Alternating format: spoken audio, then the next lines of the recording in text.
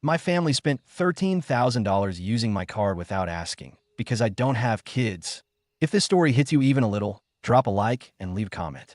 It really helps push the video out. And if you enjoy stories like this, hit that subscribe. There's more coming. Now let's begin. My dad laughed. Actually laughed, like he just made a clever joke over drinks. We voted. Since you don't have kids, you'll pay for ours. I froze. My hand was midair, holding a fork. My stomach dropped. I had just checked my phone under the table, a routine thing, until I saw it. A charge. $13,642. Gone. From my credit card. That morning. At first, I thought it was some kind of glitch. But then I scrolled through the breakdown. Department stores. Toy chains. Online gift shops. Everything. Every single Christmas present under this roof. Apparently, I bought it. I looked up, trying to keep my voice steady. Who did this? The music was still playing softly in the background. Wrapping paper crinkled. Kids screamed in delight. But my voice cut through the room like ice. My dad looked up from his wine glass, too casually, like I'd asked him if the turkey was dry. We voted, he said again. Calm, like it made perfect sense. You don't have kids. We all do. So we thought it was only fair that you cover the gifts this year for the little ones. I blinked. My eyes scanned the table. My mom quickly looked down at her plate. My sister kept sipping her wine like nothing happened, while her twins tore open boxes of Legos I apparently paid for. My cousin Jeff gave me this awkward little shrug like, yeah, it's wrong, but I'm not getting involved. I spoke quieter, sharper. You used my card without asking. Just decided I'd pay for everything. Because I'm single. Mom muttered something. You always say you don't mind helping. Helping? Helping? I almost laughed. Helping is offering. What you did was backroom plotting. Dad waved a hand. Don't get so bent out of shape. It's just money. You've got plenty. That did it. My heart was pounding so loud I could barely hear anything over the sound in my ears. I looked around the table, 12 people. Half of them hadn't even spoken to me all year unless they needed something. And now they'd all silently agreed I was the Christmas wallet. Like this was normal. You're unbelievable, I muttered, standing up. My cousin snapped. Sit down. Don't ruin the mood. The kids are having a good time. Oh, don't worry, I said, pulling out my phone. I'm not going to ruin the mood. I looked directly at my dad. I'm going to end the show. He chuckled. What's that supposed to mean? I stared him down. It means you're going to love what comes next. And he laughed, like I was bluffing, like I was too spineless to do what I should have done years ago. He didn't laugh the next day, because by then, my phone had already blown up. 53 missed calls. Cousin screaming. Mom begging. Dad begging. But I'd already hit send. There was no going back. You don't just wake up one day and realize your family sees you as a walking wallet. It happens slowly, quietly, like a leak under the floorboards. You don't notice the damage until the whole thing caves in. For me, it started years ago. After college, I got a decent job in tech. Nothing insane, just steady paychecks, health insurance, and a budget that made sense. My sister, pregnant at 23, moved back home. My cousin Jason dropped out of grad school and spent 7 years figuring things out. My parents said it was just a rough patch. And me? You're the one who has it together, they always said. You don't need much. You're doing well. You should share that luck. It started small. School supplies. Gas money. A group birthday gift I never agreed to. But the requests never stopped. When my brother Dan lost his job, I covered his rent for 6 months. When cousin Sarah launched a small business, I paid her Shopify fees and bought her entire first inventory batch. She sold 2 items. Never mentioned it again. When Uncle Greg had a health scare and no insurance, guess who paid that bill? Yeah, me. And I didn't complain. Not at first. I told myself, that's what families do. But over time, it started to rot. Because families don't hand you a knife and thank you for the bleeding. They bled me dry, and I let them. And the worst part? They acted like they were doing me a favor. You get to feel good about helping. Your name's on the group card. That's special. Don't be so uptight. We're family. Not once did anyone say thank you. And it wasn't just the money. It was time, energy, emotional bandwidth. I was the default babysitter, the emergency contact, the someone's gotta help guy. I remember one Christmas Eve, I had the flu, fever, chills, the whole thing. Texted my mom to say I couldn't make it. Her response? Okay, but can you still send the gifts? The kids are counting on you. I was sitting on my bathroom floor, wrapped in a blanket, dizzy and coughing, and thinking, why do they only remember I exist when there's a bill attached to me? But the moment the mask really slipped, that was 3 months before Christmas. It was a random Saturday. I took my niece to a bookstore. No big plan, just a little outing. I told her she could pick anything she wanted. $50 later, we left with art supplies, hardcover books, and this giant stuffed sloth she instantly named Slumpy. She was thrilled, giggling, clutching it like it was treasure. I was happy too. It felt good to make her smile. But when I drop her off, my sister barely looked up. "Where's Slumpy from?" she asked flatly. "I'll let her pick it out today," I said, still smiling. She frowned. "You're spoiling her." I blinked. "What?" She scoffed. "You think you're the fun uncle just because you have money?" I just stood there dumbfounded. "Honestly," she added, "maybe spend less on toys and more on a personality." That hit me like a slap I didn't see coming. I had just spent my entire weekend with her kid. Time I could have used a rest, go on a date, do literally anything else. And instead of "thank you," I got mocked. Like my kindness made me pathetic. That was the moment. Not her mask slipping. Mine. I stopped pretending. Stopped lying to myself. I saw them for what they were. Takers. Dressed like loved ones. Experts in guilt. Masters of manipulation. They didn't respect me. They didn't even like me. I wasn't family. I was a funding source. And still, I stayed quiet. Until December came. December rolled in, cold and glittery. Christmas plans started flying around the family group chat in mid-November. And of course, surprise, surprise, I was expected to host again. Buy for the kids again. Be Santa with a credit limit again. Smile through it all again. But this year, I was ready. I swore to myself. I'm saying no. Then came a personal text from my dad. "You're really good at this stuff. Why don't you just handle all the gifts again? We'll settle up later."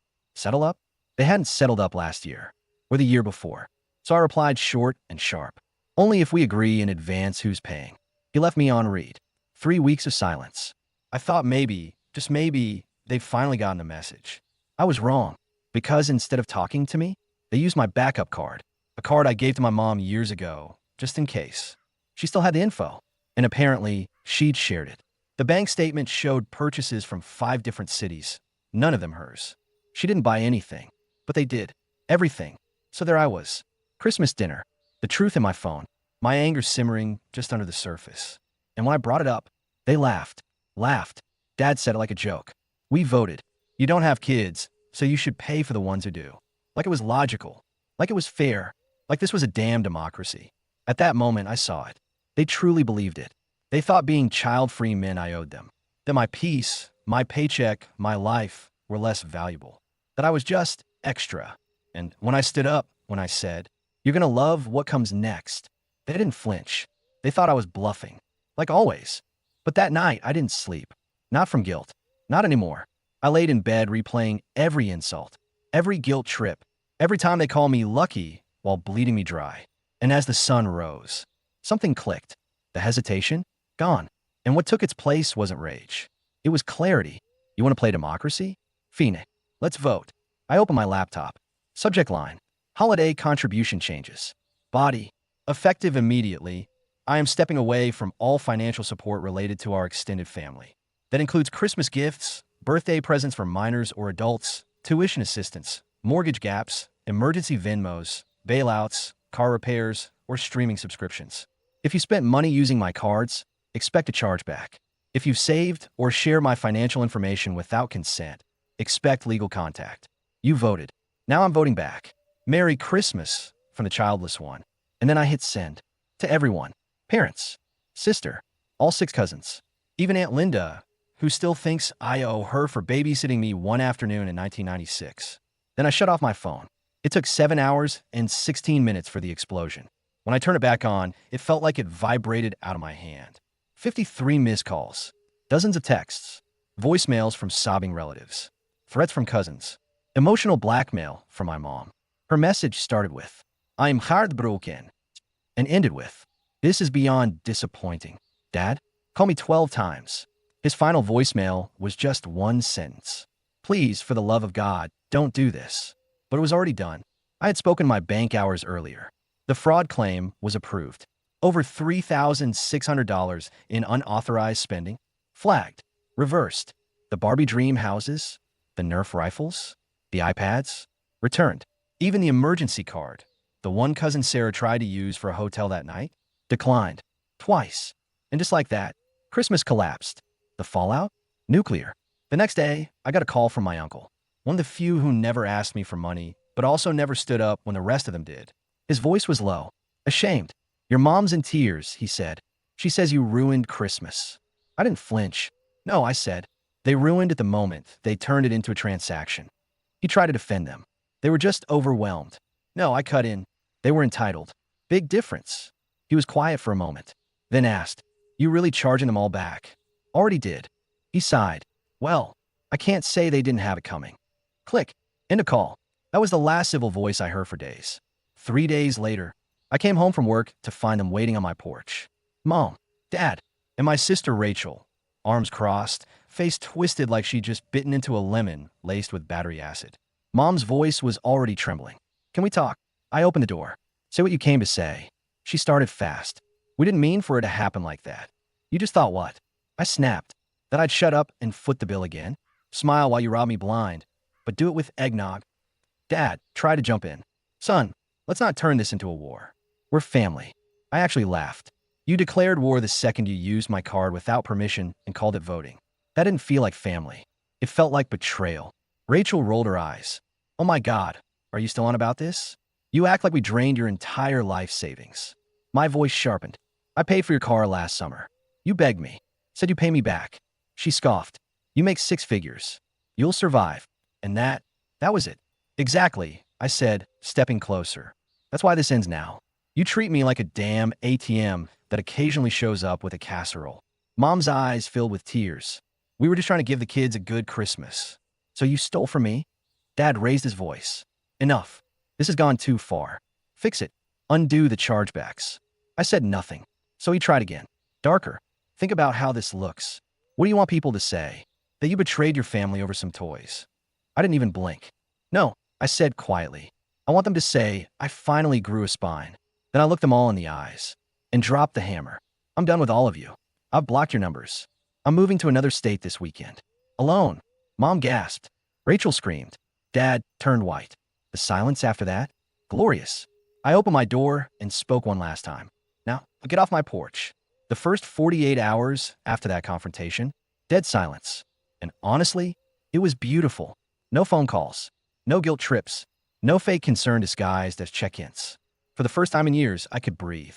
I sat on the floor of my quiet apartment, coffee in hand, Spotify in the background, and realized no one was waiting for me to fix anything. No one needed a bailout. No one expected me to sacrifice my peace for their chaos. It was peace, but I knew my family. They don't let go of a donor that easy.